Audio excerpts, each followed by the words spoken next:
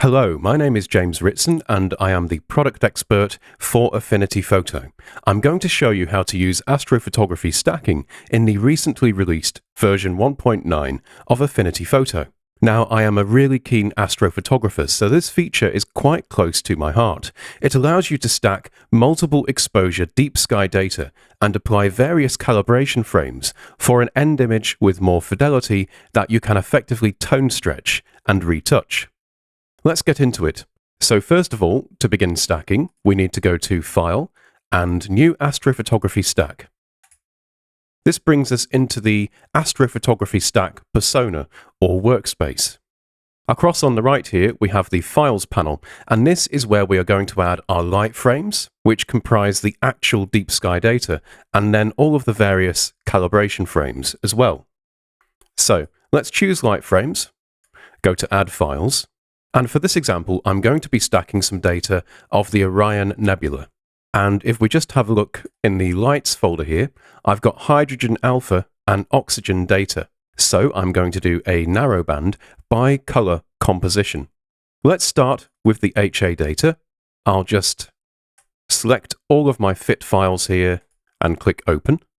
So as you can see, these files have just been added to the file list on the right, and I can just click through to preview all of my individual data files and just make sure they are all of good quality.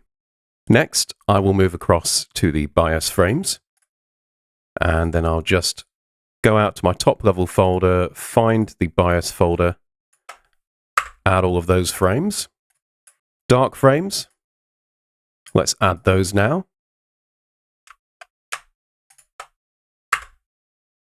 And finally, flat frames.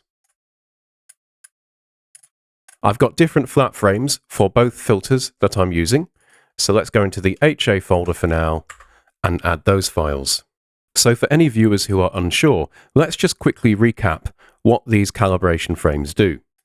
Bias frames are used to profile the electronic read noise or the noise floor of your imaging device. These are taken with the objective or the lens completely covered at the fastest possible shutter speed. And the reason we shoot multiple calibration frames of each type is to create a more accurate profile by averaging all of those frames. Next up then, we have dark frames. Like bias frames, these are taken with the objective or the lens covered, but the difference here is that they are taken with the same shutter speed as the light frames. And if we just zoom in, what dark frames do is build up a profile of hot pixels, inconsistent pixels, bad pixels, and also column defects, which you typically find with monochrome astrophotography cameras.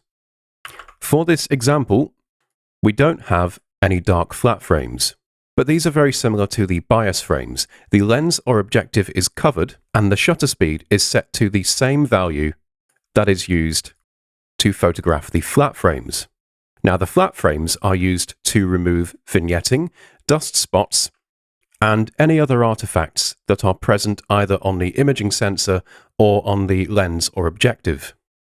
Here you can see we've got a very faint dust spot and what looks like a cold pixel here as well.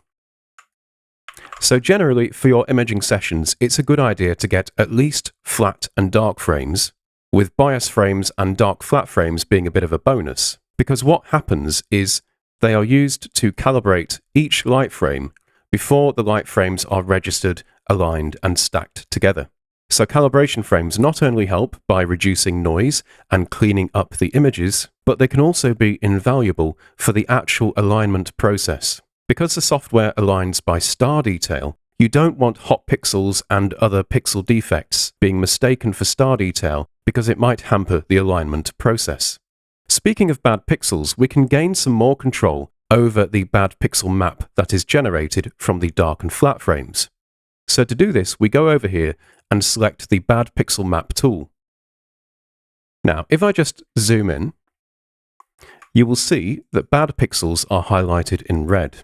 You may want to change the threshold for bad pixel detection, in which case you can do this using the hot pixel and cold pixel threshold options up here.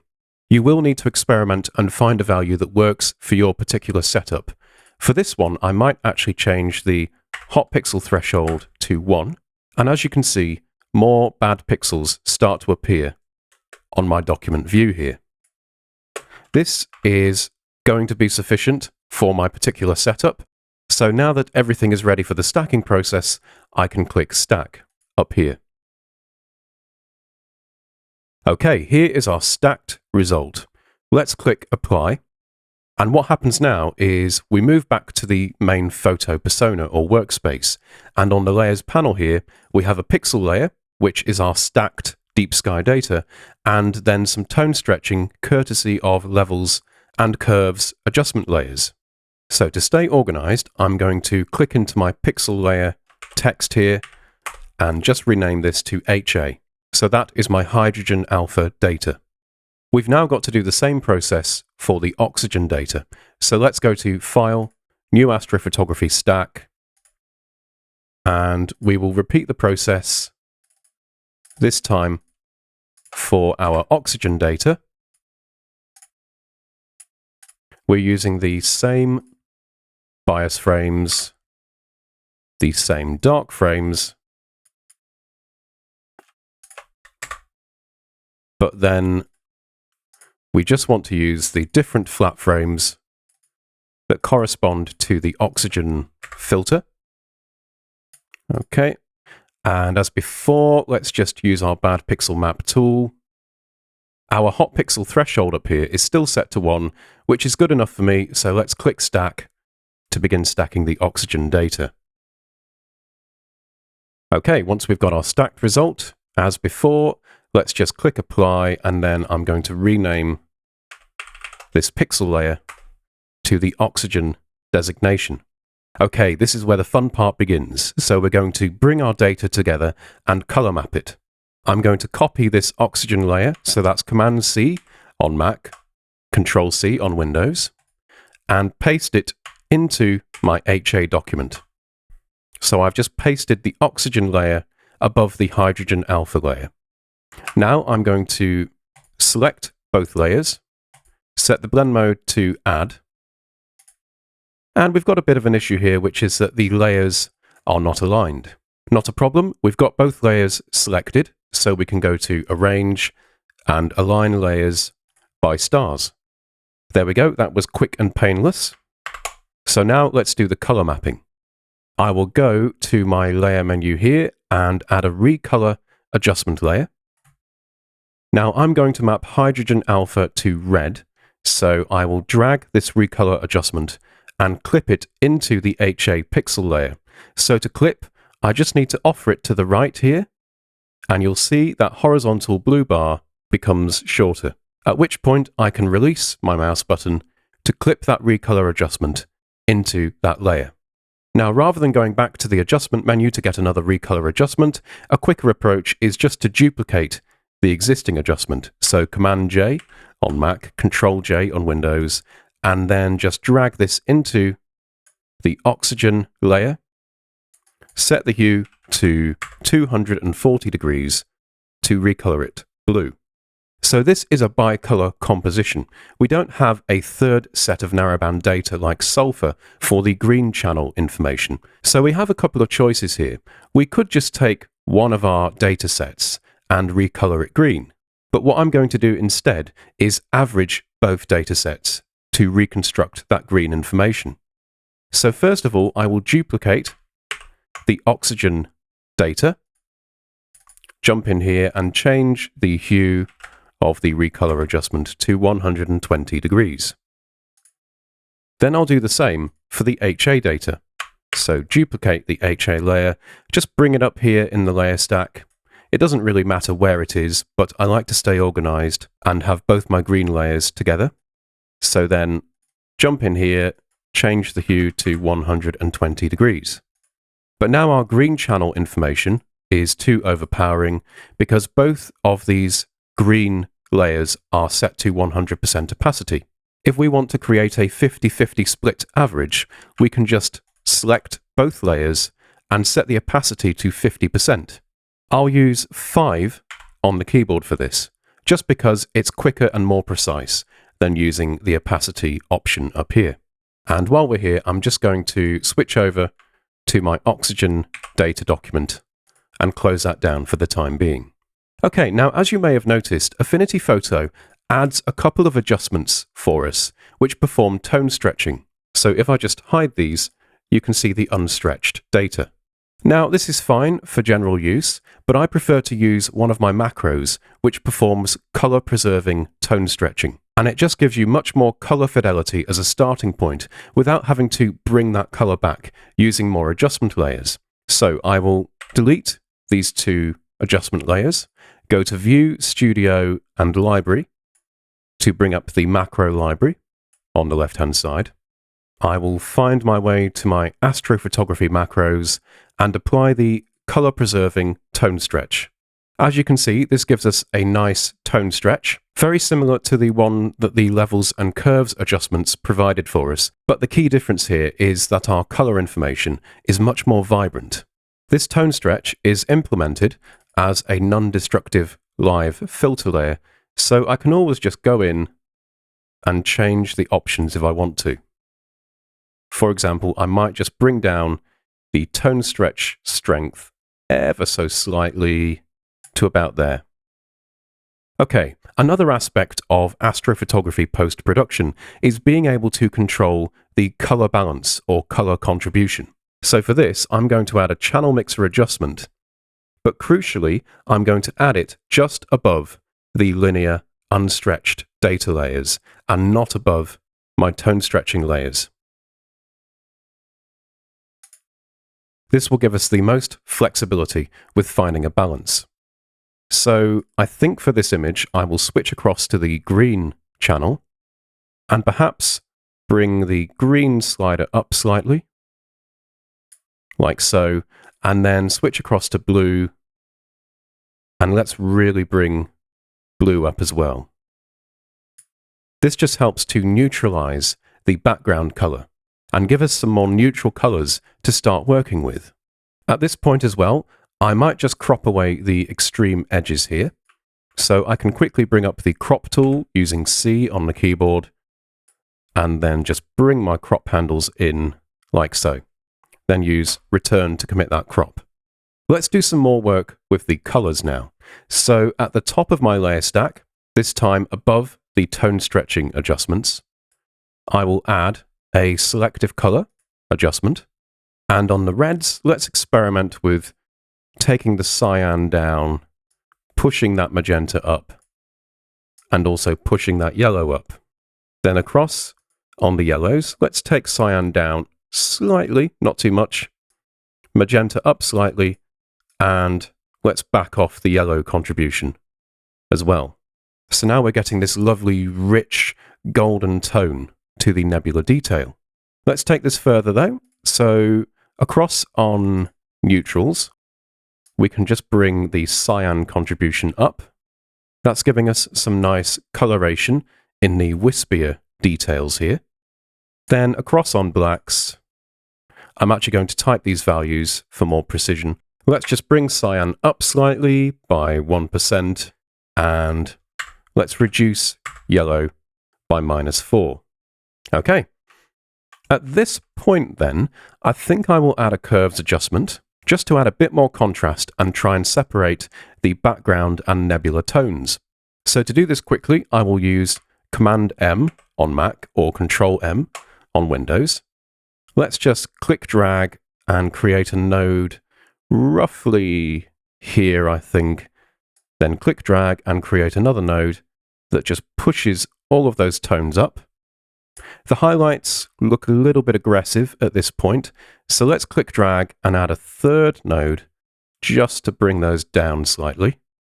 Okay, that's looking better, but I think what I will also do is get the paintbrush tool here, set my brush hardness to 0% for a nice soft brush, make sure I'm set to black on my active color, increase my width slightly, and just single click and stamp onto that curves adjustment mask. So this just excludes the central core area from the curves adjustment, and it stops me dramatically overexposing the core. Now, when it comes to bringing out nebula detail, I like to use an HSL adjustment. So let's add one using Command U on Mac or Control U on Windows. And the reason I use this adjustment is that it has a luminosity shift slider, and we can target particular color ranges.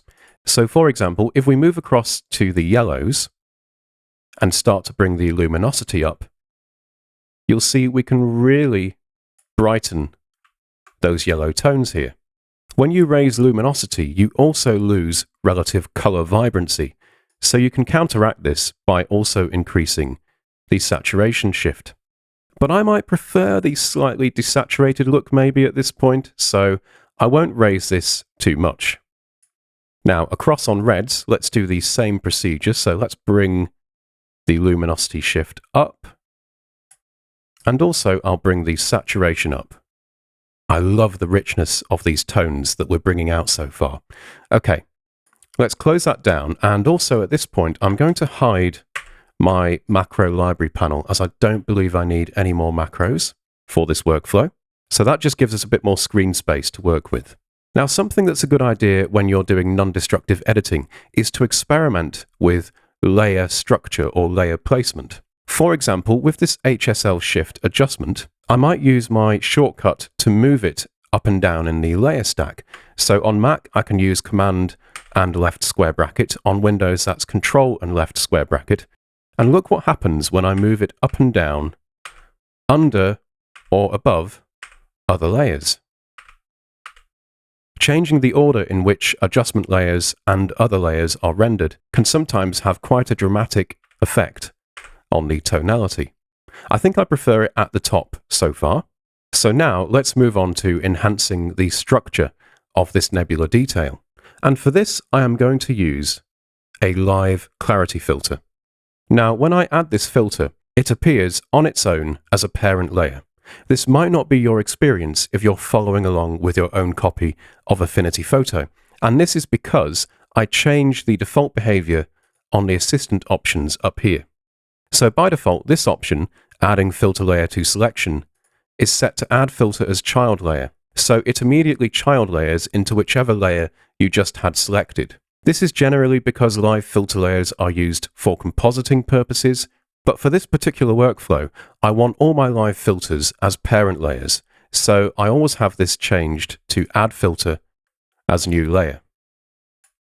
Okay, as a starting point then, let's just bring the strength almost all the way up to about 90%. This is far too strong for my tastes, but for the sake of the demonstration, I just want you to be able to see more clearly when I do the masking and blending. So I want to selectively apply this clarity filter.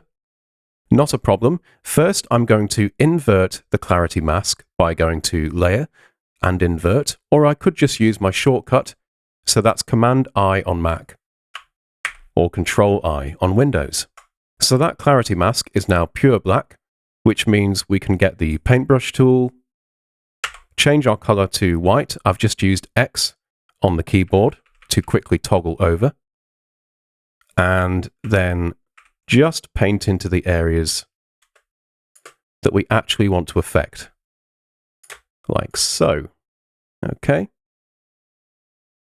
And I can visualize this mask just by isolating it. To do that, I Option click on the layer on Mac or Alt click on Windows. That just gives me a rough idea of the areas that are currently being shown or affected. Then I can just click on another layer to come out of isolation mode. Now let's see what happens if we take the same approach that we did with the HSL adjustment. So I will select clarity, then move it up and down the layer stack. You will notice that with clarity, if you move it underneath your tone stretching layers, it will have a much more aggressive and dramatic effect. This isn't necessarily what I'm after perhaps, so I might move it perhaps just before the curves adjustment. Then I will double click the filter and change the strength to something a bit more conservative, maybe just shy of 40%. And let's just preview the before and the after. I quite like that. That's just a nice, subtle enhancement to some of the nebula detail here. Okay, at this point, I'm thinking that I want to crop into my image and create a nice tight composition of just the Orion Nebula. So C for the crop tool. Once again, I'm going to drag this in. And actually, I'm going to change my overlay back to a thirds grid just to give me a better idea of how this composition is going to work. Let's try this. So I will use return to commit that crop. And you know what? Just looking at this, I'm not too convinced with the blue color cast of the background detail. Now, as I remember, that was the selective color adjustment layer. So let's double click to get back into that. And I'm just going to try changing that yellow contribution value on the blacks. Let's try -2. I think that works better for me. So I will leave that now. And then I have a little technique that I like to employ for any imagery, really, not just astrophotography. I always find that if I'm posting images on Instagram, for example, by the time I get them onto my phone ready to post, I usually end up thinking they're slightly too dark or dim. So what I like to do with most of my work is add a final brightness and contrast adjustment at the very top of the layer stack. But I like to zoom right out to about this sort of level, and then evaluate how it looks when it's this small as I'm tweaking my brightness and contrast. So for me, it's more about, imagine someone is scrolling through images on a really small screen device. Is this image going to stand out? Does it have the right kind of tonality and punch? Is the subject recognizable? Is there enough separation between the key detail areas and the background? So that's just a little technique that I like to employ. So if I just hide that final adjustment, you can see the before and the after. And of course, if I just fit to screen again, I might get my paintbrush tool back, switch to black, and just subtract away from the brightness and contrast mask over that core area. And that just stops the very central areas from losing detail and becoming pure white. So let's say I'm happy with this edit, but I'm feeling a bit creative and experimental, and I want to try something a bit different. Rather than saving multiple versions of our document, what we can do instead is utilize snapshots. This isn't shown by default on the Affinity Photo user interface, so we can expose it by going to View, Studio, and Snapshots. Now, what I will do is create a snapshot based off my edits so far. So let's call this Edit 1. Then click OK to save that snapshot. Now, let's experiment. So I will turn off these layers at the top here. And let's say we wanted to swap the green and blue color mapping around. So for the blue layer, we're going to jump into this recolor adjustment and change it to green. Then for our averaged two data layers making up the green, we're going to change them over to blue. Okay, now let's have a look at the channel mixer adjustment. So let's reset this entirely. And it looks like we could go over to red and take that all the way down to maybe 50%. And perhaps work our way over to green and just increase that to bring out those fainter details here. Let's now work our way back up the layer stack and turn on the selective color adjustment. I will double click that and reset it. Let's have a look at cyans. So let's bring cyan all the way up, magenta down, and yellow up. How about blues? Let's move over to blues, and let's see what happens when we take yellow down. Then perhaps magentas. Let's take cyan down. Oh, there we go. Look at that. So we've got that lovely purple coming through now. Let's try bringing up the yellows as well. Then let's turn on our curves adjustment. With our new color mix, this is a little bit too aggressive, so let's tweak this slightly. until we find a better result. There we go. Perhaps just lift this as well. Okay. Then let's have a look at HSL. Let's reset this and go over to magentas. Let's just back off the saturation ever so slightly and perhaps move across to blues and increase the luminosity shift.